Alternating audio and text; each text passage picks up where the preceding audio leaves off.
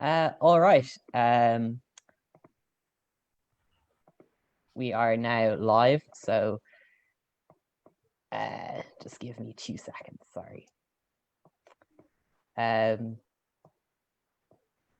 So good evening to everybody. You're all very welcome to the 10th public meeting of the 166th session of the LNH.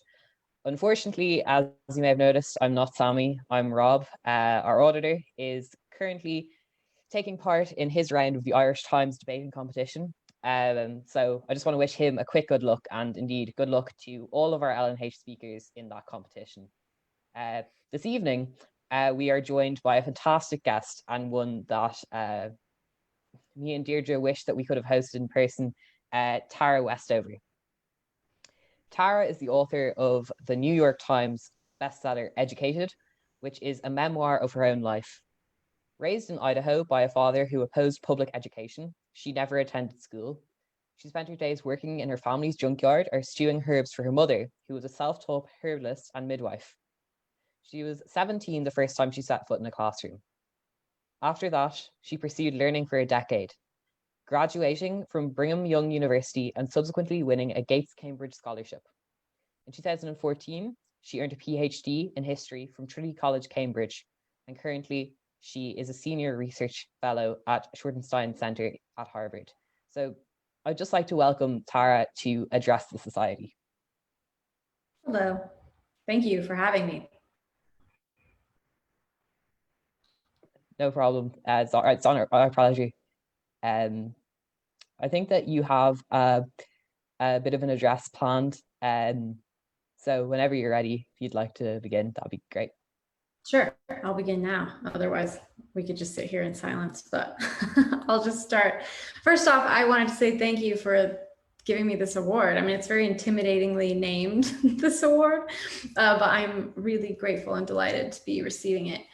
I was trying to think about what I should talk about today. There's obviously a lot going on in the world, in the United States where I am. You take the pandemic, you take elections, you take Brexit. There's just a lot happening. And I decided I would stick with my theme, which is education. I did call the book Educated. I called the book that, I guess, because my own upbringing, my own experience with education was, education was basically the most critical part of my life. I just, for people who don't know, I don't like to assume that people have read my books. Very obnoxious thing to assume. So I was raised by radicals in the mountains of Idaho, and my parents, they just didn't believe in a lot of the things that most people take for granted. So doctors and hospitals, we were never taken to a doctor. We were born at home. They didn't believe in the government. We didn't have birth certificates. And of course, they didn't believe in a lot of public institutions like schools. So we never went to school. And I was 17 the first time I set foot in a classroom. So when I went to university, and it was a pretty rough transition, you might imagine. There were just a lot of things that I did not know. I raised my hand in one of my first classes and asked what the Holocaust was, because I just never heard of it. I had never heard of the civil rights movement in America. There were just so many things that I needed to learn, and it was a difficult process. But there were also good things that came from it. I learned, when I learned about the civil rights movement, I learned about other people who were different from me, who had a different experience, even of my own country, than I was having. I learned about feminism and learned to think about myself differently. I learned to think about my upbringing differently. I learned about psychology and various explanations for why my family had made the decisions that they had made. And so education for me ended up being this incredibly important thing. So I wanted to say a few words about it, which is, the first thing I want to say is that education isn't job training. And I think right now, with everything that's going on with AI and globalization and technology, there's increasing pressure on people and on educational institutions to just make people employable and help people get a good job. And I would say an education should help you get a good job. Like, really, hopefully it does that. But it should do a lot of other things too. And when you're thinking about what your education is, it's worth thinking not just about what will make you of use to some corporation, but also what will make you of use to yourself? What will allow you to just live a fuller life? And I think there's an awful lot of things that education can offer besides just that kind of job training. The other thing I wanted to say about education is that education, I think, is not so much about certainty as it is about inquiry. And this is, I think, particularly important at the moment, because if you look at the way that education is distributed, if you think of education as a good, like any other good, what you find in the United States and a lot of other countries is that increasingly access to a good education correlates pretty directly with family wealth, and what kind of education you're allowed to get has an awful lot to do with who you're born to and where you live. And that's complicated. It's a complicated thing to move through the world where that's the case, and where so much of what a person is able to learn is determined by their status, their social status. And that's why I would say education has to be about something besides just certainty and knowing a lot of facts. And I've changed a lot in my life. I was raised with very different ideas than I have now, different religious ideas, different political ideas, different ideas about race and gender. I've changed my mind on just about every topic I can think of. And I think what I think about education is not so much that I was able to become educated and end up with the right opinion on every question, although I'm happier with my opinions now. But I think it's also just that process of being curious and being interested and wanting to understand the world from different points of view. And I think I always think it's worth being cautious not to allow your education to putrefy into arrogance, especially when you realize how lucky you are to have it, and not to lose the ability to communicate with and persuade and have a meaningful conversation with people who don't have the education that you have. That to me isn't true education. If the only world and perspective you can understand is the one that's yours, you probably haven't acquired the flexibility of mind that I think a real education gives you. So not allowing your education to become a stick that you use to beat other people into submission, and recognizing that knowing a lot of things, a lot of facts, is probably less impressive than having acquired that flexibility of mind to see the world from different points of view and be persuasive and engage in a kind of civic building conversation with people who aren't like you.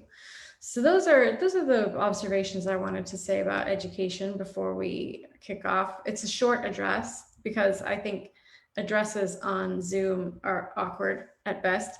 So I thought that I would give a short address and then we could go to a Q&A, which I think is a better format for Zoom, in my very humble opinion. Just like to thank you so much for that address. And there's even if it was short, there was so much in there that we could talk about. But one thing that really struck me from that was when you were talking about sort of social movements that you became aware of after you sort of left your rural upbringing.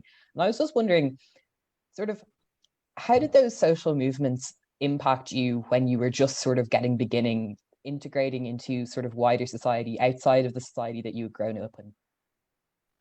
Well, I think it depends on the issue. Some things were slow for me and some things were faster. I think my very first semester at Brigham Young University, I took a civics class, and that's where I learned about the civil rights movement. And I knew nothing. I mean, I'd never gone to school before. So I'd heard about slavery, but a very weird version of it. And I'd never thought much about it. I'd never been taught it kind of officially. It was more something that had been mentioned. And then I go into this classroom and the professor starts explaining it. And I remember he put up a picture of Rosa Parks, and he explained to us that Rosa Parks had been arrested for taking a seat on a bus.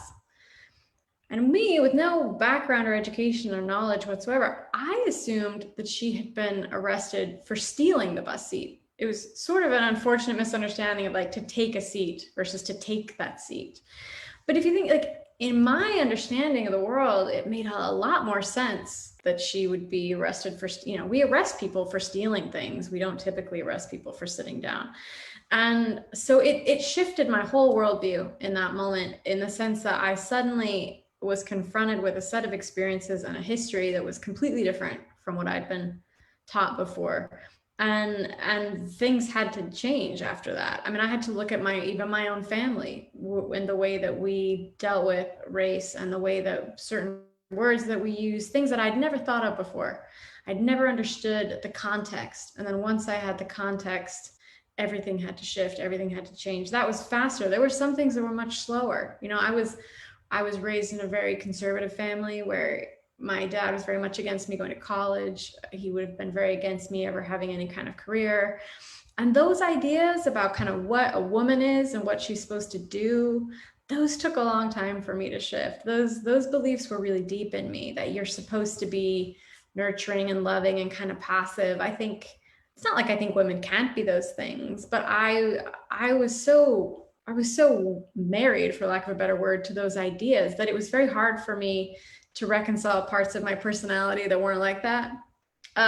So I remember I asked a student, a friend of mine at Brigham Young University, which is it's a wonderful school in many ways, but it is very conservative on gender issues. And I asked a friend of mine there if he thought women could be ambitious. And I remember his answer was that he thought women could be ambitious, but that their ambition was for children. And if you think about it, it's a kind of an awkward thing if you put that on your Tinder profile, you know, that you were ambitious for children. It might not go down super well. So I guess the point of all this is, I think sometimes we get very simple ideas about ourselves. Like we get brought up to think you are this person with this background and this socioeconomic group and this gender and this whatever, and this is what you are. And it took me a long time to let go of some of those ideas. This idea that I could be nice and hopefully a kind person, but also occasionally, you know, ambitious, and not just for children, but ambitious in the general sense, the general human sense of that word. So I think education for me gave me a different perspective on other people. It also gave me a totally different perspective on myself. What struck me from that was you were talking about sort of historical contexts such as like the civil rights movement and the Holocaust. And while you were growing up, were you aware of the political climate in America at that time? And do you think that that sort of, if you weren't aware of it and you weren't really aware of what was happening, do you think that like we see that still in America today with the current political climate? Or is that sort of just a misconception that like people outside of America have, that we think maybe they don't really know what's happening over there or something like that?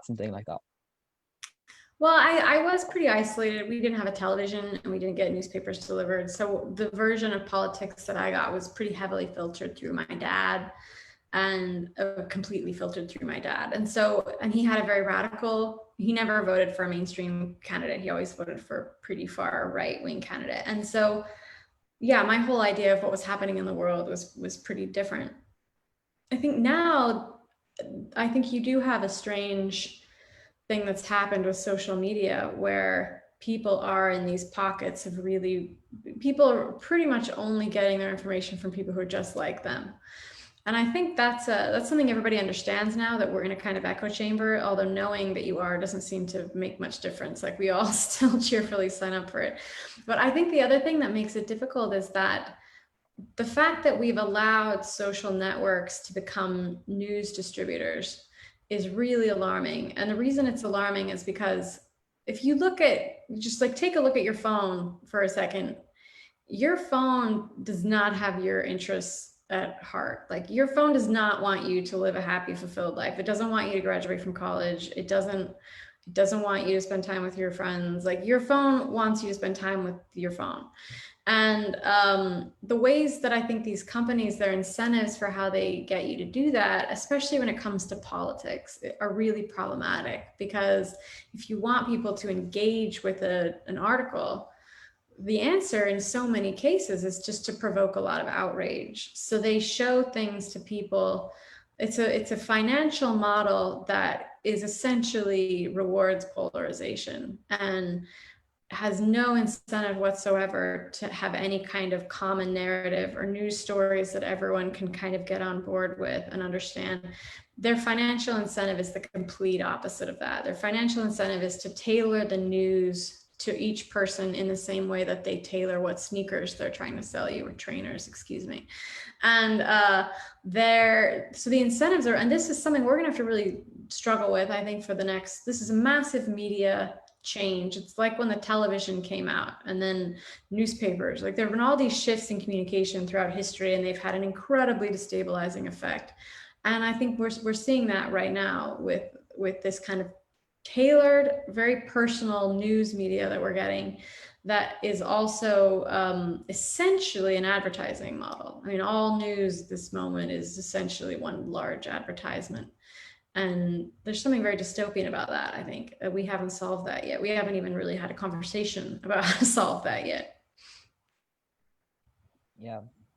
I think Deirdre has a question for you now regarding Bill Gates. Yeah, perfect. Well, that's, something that you sort of touched on with your interview with Bill Gates, and, the potential for education as well to become an instrument of polarization, whereby, people who've had a really high level of education think one thing, and people who haven't had access to those same opportunities might think another. And, what did you mean by that? Is that partly a question of political leadership and thought? Or is that, again, kind of related to social media and individuals receiving information that just supports their own points of view? Well, I think that's why education has to be more than just knowing more facts than another person, because I think it's very easy to fall into the trap of just thinking that when people are wrong about something, especially something that's important to you, that it's just because they're dumb or they're uninformed. And that might be the case. There might be a fair bit of that. There's a fair bit of ignorance in the world, but sometimes people just have different experiences. I think there's a lot of, I live in New York City now, and I hear a lot about people, they don't understand why people in Idaho are so anti-government. They want smaller government. And I think a lot of that is, if you live in New York City, your experience of the government, you see the government doing a lot of positive things with healthcare and schools and whatnot. But if you live in rural Idaho, experience of the government is pretty limited. It's kind of limited to speeding tickets. It was my primary interaction with the government was speeding tickets when I lived in Idaho. And so I think sometimes people have reasons for the things they think, and sometimes they don't have very good reasons. Like sometimes what they're thinking is just they're misinformed. But I think either way, if you really care about a cause and if you really want to fight the good fight for that cause, I happen to think part of that is persuading people. It's engaging with people who don't think the way that you think and bringing more people over to your side. And the reality is, the only way you can do that is by caring for the whole person and trying to understand what people are thinking and why they think that way and what's important to them. It's really the best way to be persuasive, is to actually get to know a person. And then you can start to kind of needle away at some of the ideas that you think are important. And so I'm a believer in the old school idea of politics, which is interactions with people who aren't like you that change both of you, hopefully for the better. Thank you for that. Something that's slightly related to that, or what you were mentioning, is the homogeneity of thought, or schools perhaps having graduates who come out thinking the same way, and who think perhaps that people who don't share their points of view are wrong or ignorant. But how do you think that issue should be resolved? Do people from disadvantaged backgrounds need to be supported in getting into these schools? Is that going to help the rest of the student body and even those individuals themselves? Or how do you think that issue of diversity of thought should be rectified? Well, I think you have to start from recognizing that basic fact that education is a privilege, just like any other privilege, and in the way that it's gone out of fashion to look down on people who don't have money, I think it could go out of fashion to stop looking down on people who don't have education. I think that we could just do without that, actually. And I think that doesn't mean that you don't have to stand up for the ideas that you think are important, but I do think there's a certain humility that comes from recognizing I've had things and experiences and exposure to the world and to people who aren't like me that other people have not had. And if you start from that humility, it doesn't mean you're not going to defend the causes that you care about. You should. You should defend them. You should stand up for people who you believe need standing up for. But I think it will have a pretty radical change on how you do that. And I've been thinking a lot lately about tribalism. And it's very popular right now, very fashionable at the moment, to talk about tribalism in politics and why are we all so tribal. And something that occurred to me the other day is you can be marching in the right march, but for the wrong reasons. I think just because you're right about an issue doesn't mean that you're not succumbing to tribalism. You can be motivated more for a hatred of the people. You can be motivated more by a hatred of people you disagree with than by a love of the people that you're trying to protect. That's possible. And I would argue you're not going to be a very good foot soldier for the causes you care about if you're motivated, if at the core of you is a tribal feeling. You won't be able to do as much as if at the core of you, you're really engaged in the issue. People who are really engaged in issues talk to other people. They argue their point. And so I think it's kind of recognizing that just because you're on the right side doesn't mean that you can't succumb to the same kind of tribal petty feelings that we all succumb to from time to time. But it'll make you a worse advocate if you're not honest with yourself and can't bring a little bit of that humility into your conversations with other people. Yeah, so obviously discussions are really important to have, especially on contentious issues and things like that. What do you think about the idea of platforming those contentious issues? For example, if you think that maybe an issue might hurt somebody, or if they hear about it, do you think that it's up to the people who are involved to sort of make sure that conversation happens in closed doors, or do you think it's important for that conversation to happen publicly? I think there's strong arguments on both sides. I think right now there are times that I think you have to deal head on with ideas, even if you think that by dealing with them, you're spreading them in some way. There are times it's worth having that conversation. There have been events that have been canceled, public events with controversial figures. I'm not in favor of that. I think in context, letting people speak and argue is a really important thing. And often when you get people up on stage defending ideas that really don't have a lot of meat on their bones, that becomes apparent, and it's an important part of their process. I think, though, that there's a lot of compelling research on the way that the internet processes news. Like I said, that, I'll give you an example where I was reading a book by Andrew Marantz, a New Yorker writer, about this exact question of what happens when we see something sexist on the internet. And so we all retweet it and say, oh my gosh, this is so sexist. How awful is that?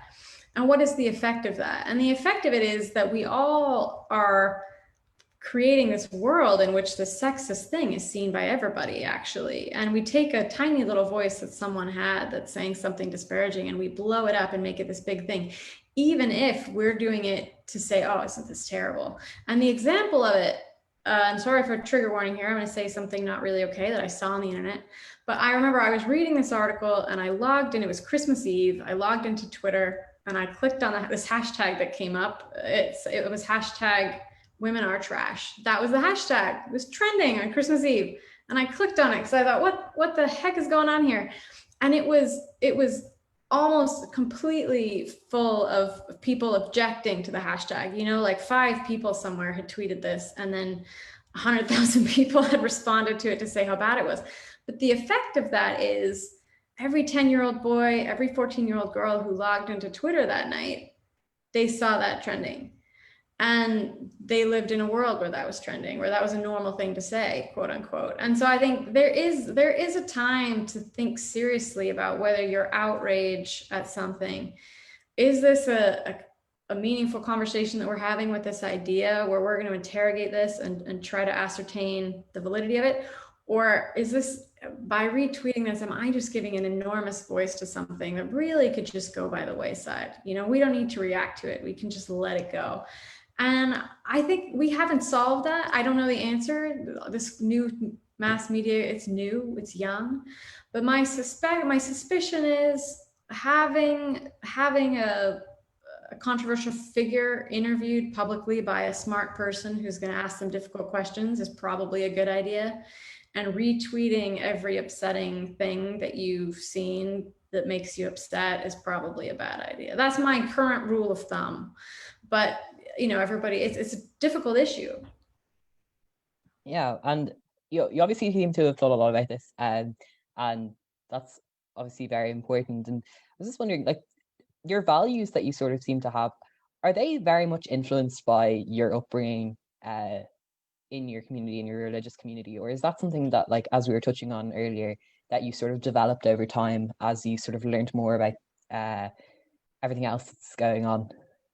I think it's a mix. You know, I think we're very much formed by our foundational experiences. And I grew up, you know, in a really radical version of Mormonism. My parents weren't mainstream Mormon at all, but we did go to a mainstream Mormon church. And I think that there were good things that I gained from that. You know, things that I miss from religion, this idea that everyone's a child of God and that you have a reason to treat people well, even if you disagree with them, I think is a pretty important idea that I took, and I try to keep hold of it. I don't always do a perfect job, but I do my best. But I think then there are values that you come to later in life because you examine ideas that you had and you realize you were wrong. And the thing about being wrong is it's an incredibly painful thing the first like 5 or 6 times that you do it. But there's a real pleasure that you can get from that incredibly difficult thing to say. I've thought about this and I was wrong and I'm going to change my thinking. Incredibly difficult to say the first time, but you can develop a real taste for it. There can be a real pleasure in letting go of the need to be perfect and allowing yourself to change. And then really importantly, allowing other people to change. Yeah, thank you for that. One thing that I'm kind of wondering actually is that, you know, so when you were a child, you mentioned your grandmother offered to take you to Arizona with her to go to school. And is that something that you ever wished you had done, or do you think that staying in Idaho taught you, you know, skills and a way of thinking that has actually benefited you in later life? Well, you know, I tell that story because I think it was always going to unfold that way. I was a little kid. I was 6, 7 years old. There was no way I was going to choose even my grandmother over my immediate family, you know? So I kind of told that story to explain, yes, this was our life and it seems really strange from the outside, but from the inside, it made perfect sense. And I believed in it completely. And I think everybody has some version of this experience. I think I get people ask me a lot because my family was so radical. People ask me if I think my family was a cult. And I like to joke that I think every family is a little bit of a cult, and maybe not quite as extreme as mine, but you know, our world gets made by the people who raise us. It does. And when we're a kid, you don't doubt anything. It just, they could tell you anything and you'd go with it. And I think part of what it means to grow up then is learning how to define yourself both in connection with those beliefs and those people, but also in distinction from them. Neither embracing everything they said because they're your parents, but also not just rejecting everything they said because they're your parents. But I think when you're a kid, for me, I was never going to go. That was just the reality. I was always going to stay, and it was going to be a much longer journey to get to a different place. Yeah, and like as a child, when you were talking about in your book, like another thing that you mentioned that sort of, I think I might have read it elsewhere actually, was that you wrote a lot of journals that sort of um recorded the events of your life, and like small details like your bring back to your memory now. What inspired you to write those journals as a child? And do you think that you all sort of had a taste for education and a taste for writing, perhaps? Or is that something that you think you just did for the fun of it? Well, Mormonism has a pretty strong tradition of journaling, actually. So you're really encouraged to journal if you grow up Mormon, and that's another thing I'm really grateful for, actually, because now I've done a lot of reading about why exactly journaling is good for you psychologically. You know, calms you down, gives you perspective on your life, allows you to develop a little bit of self-empathy because you get some distance. There's just a lot of good things that come from Journaling. I must have had some interest in writing because I did journal a lot, even from a young age. So I believe in it. I believe in it as it's a practice that it's like any other habit. It's hard to get, but once you have it, I think it's pretty valuable. And just sitting aside the time to take your thoughts and your experiences seriously. When you're older, you'll be really grateful that you have them. Even the boring stuff, especially the boring stuff, like what trains you took and what you ate and who you saw, what were their problems. Joan Didion has this lovely line about always staying on nodding terms with the people you used to be. And I think it's incredibly important because the easiest thing is to look back on your past, look back on those memories from your past, and you superimpose who you are now to those places. And I think that there's a real value, I think, to seeing who you were at a given time and leaving enough of a record that you can do that. And I think a lot of people get intimidated by journaling because they feel like they have to be great writers, or they don't want any entry to survive unless it's completely brilliant. And I would say if you can turn that off, I mean, I'm a writer and I like to think that anything I put out publicly would be well written. But when it comes to journaling, I don't hold myself to that standard. It's a different exercise and its function is different. But I think it's a really wonderful habit. I really recommend it to anyone who's looking for a little bit more insight into their life, who's looking for a way to calm down, who's looking for a way to mark time in a strange way. I feel like the weeks that I write in my journal, I experience time in a very different way because they're important markers where I sit down and evaluate everything. When I stop journaling, life just becomes like some kind of really weird soup and it all blends in one thing to the next. And so anyway, I'm a fan of journaling. I don't know if you can tell. I believe in it. I think everyone should do it. We have paper. Now you can just do it on your computer. So there's not really a reason not to do it. I was actually wondering about your motivation to get an education as well. And two of your brothers have also been really successful academically. And I'm wondering, do you think there's a common factor that would have motivated all of you to do that, whereas some of your siblings didn't choose to go down that path? Well, I think our family, yeah, we divided pretty aggressively, So half of us have PhDs and the other half didn't graduate from high school, although some of them now have gotten their GEDs, like a high school equivalency. I don't know. I mean, I think we seriously overcompensated. I think for some of us, never having had the opportunity to get an education meant that when we could, we just took it all the way. If there had been 5 more degrees afterward, we would have got those too. And but all my siblings are clever. They're all smart. But I think it's difficult to adjust to that world if you don't grow up in it. I mean, especially if you were raised the way my family was raised, in a kind of isolation and pretty far away from mainstream institutions. So I don't know what could have happened that we all could have gone down that path. I mean, the counterfactuals are really tricky for me, but I am definitely grateful for the change it made for me personally. And speaking of isolation in that sense, do you think that you would be happier during this global pandemic in Idaho, in the countryside, or are you happy to be in New York surrounded by loads of people? Well, I'm actually not in New York. I can answer that for you because I'm in New York State, but I'm upstate. So I am as close to an Idaho landscape as you can get without going to Idaho, which is to say I'm on a farm in the middle of nowhere, and I really like it. I'm really glad I've been able to be here. Yeah, I think I wish I was also on a farm at this stage, given the circumstances. And obviously growing up in rural Idaho, you were also homeschooled yourself, and currently I believe your nieces and nephews are also being homeschooled.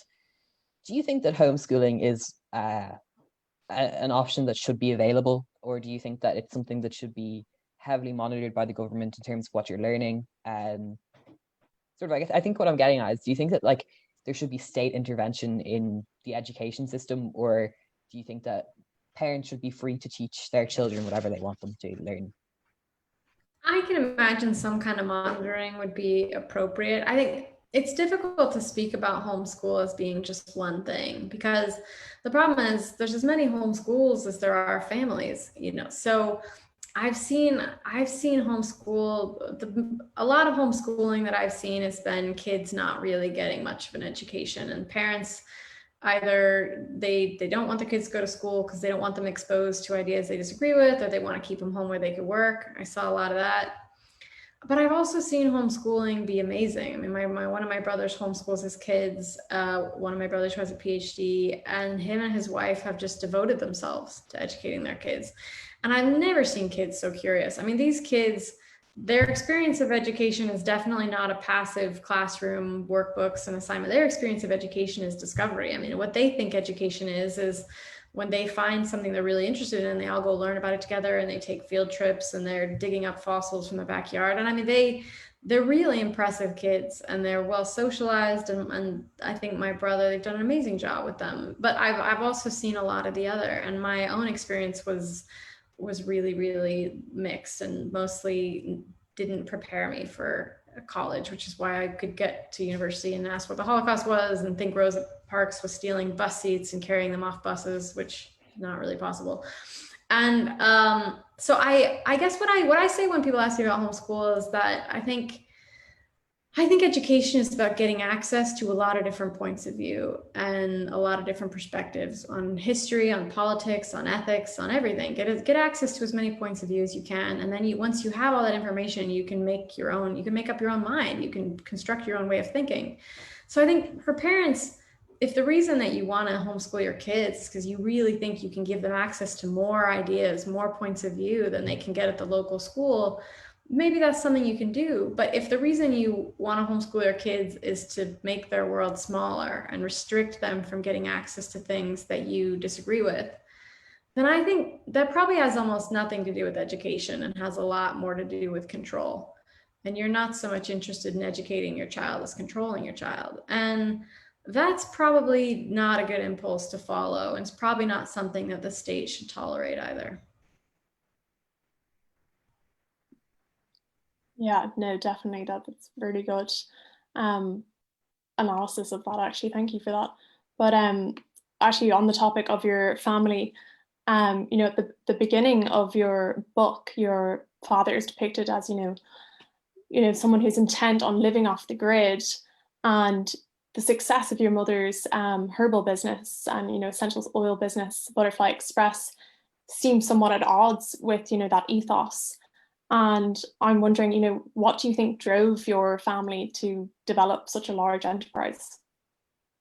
Well, they really believe in the work they're doing. I think they believe the doctors are harmful, and it's kind of interesting because a lot of my dad's ideas, I think that they're really out there, and I don't put a lot of weight into them, but they're not wrong in the sense that there is something wrong, at least in the United States, with the medical establishment and the way that I mean, everything that we've learned about the reason that these opioids, so many people got addicted and died on these opioids. I mean, doctors receiving money to be given people drugs that they don't even need, and the way that we abuse antibiotics, and the way that when you treat, I think, health as any other kind of capitalistic good, the incentive is to overtreat people. And so I think that there's a lot wrong with our healthcare system. It's just what's wrong with it's not necessarily what my dad thought was wrong with it. And so, but they believe in what they're doing, and they believe that taking an aspirin will permanently hurt you, and they believe all these things. And so I think for them, the way they reconcile their desire to not have a public profile and stay out of the government's eyes and all the rest of it is, I think they see themselves as a little bit of a counter insurgency, that they're getting people off of away from the terrible medical doctors, and they're showing them a different path. So I think that's how they reconcile it.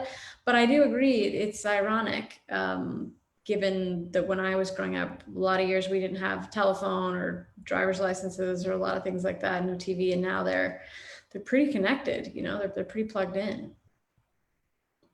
Yeah, and for communities who still maybe aren't connected, sort of the President-elect Biden has sort of expressed his desire to reach out to all constituencies, and sort of in his address to the people, he was talking about how whatever your political beliefs, he wants to be an American president who serves all the people. Do you think that that's possible, or do you think that the climate in America at the moment is so divisive that it will take more than just one administration or the efforts of those people to actually ever even try to fix it? Well, I think it's wonderful that he's going to try to do that, but ultimately, I think people have to make that decision too. Our leaders can't just make it. I think as a country, we have to make it. We have to decide that we can disagree with people and still be part of the same country, still identify with each other. And I sometimes think that people in New York identify with people in London than they do with people in Idaho. There's a real fragmenting that's happening in almost every country, I think, between the cities, which are doing pretty well under globalization and the technological revolution, and then the hinterlands, which in many cases are not doing that well. And, whole towns are just dying and ways of life are disappearing. And I think we'll pay a price for just abandoning those places and for just kind of looking over to the educated elite in other countries and in other places and identifying more.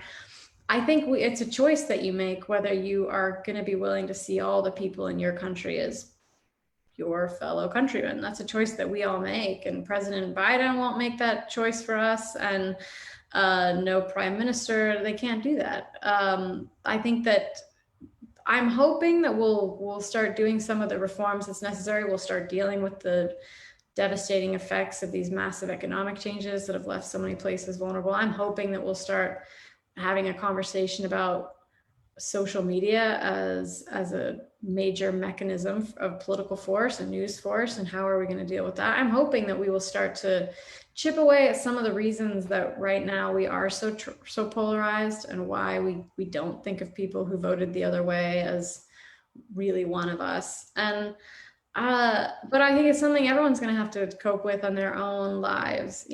How many people do you know and care about who aren't of your persuasion?